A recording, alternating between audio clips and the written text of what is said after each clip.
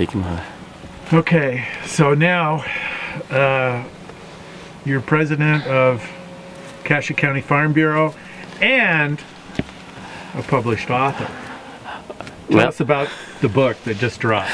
Well, we fortunate enough to have a book published. It's on Amazon. It's basically it's a collection of columns that I've written over the years. I've been doing this now for over 10 years, and I've had a lot of people kind of encouraging me to do it.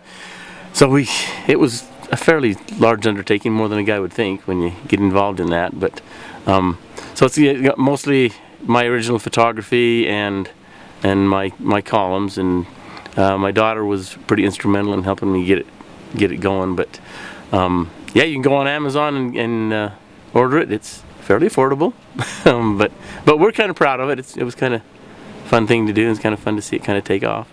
Is it kind of odd when you think about it that cattlemen all across the West kind of know who you are? And do you ever get recognized somewhere else when you go to these conventions and stuff? Well, it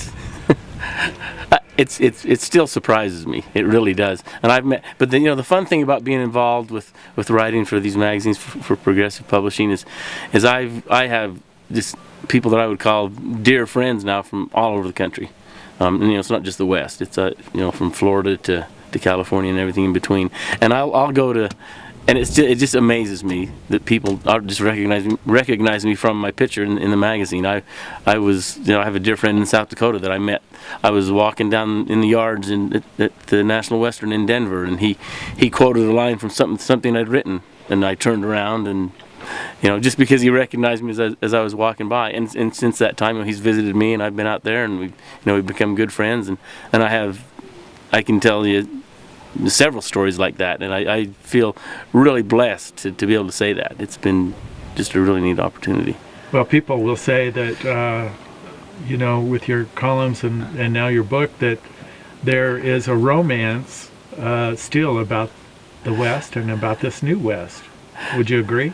Yeah, there is, and that's kind of one of the things I always touch on that in my column. It's kind of it's geared obviously towards cow people, farmers and ranchers, and I try to kind of tie it all together. I mean, there's the romance, but it's not all romance. I mean, matter of fact, it's basically I kind of gear a lot of stuff I write to a theme like this, that it might be only 5% romance, or for lack of a better term right now we'll say romance, but those moments is what makes it all worth it. I mean, you'll work 24 hours for that 5 minutes that I say kind of live for the moments, as cliche as that may be.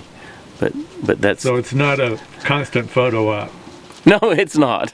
Although, you can... But one thing I've learned, and I remember when I first started this deal, I'd been in writing for a couple of years, and my mother had said, well, what are you going to do? How are you going to think of something to write? And that's when I was doing one column, and now I'm doing, I do at least 3 a month, and sometimes more.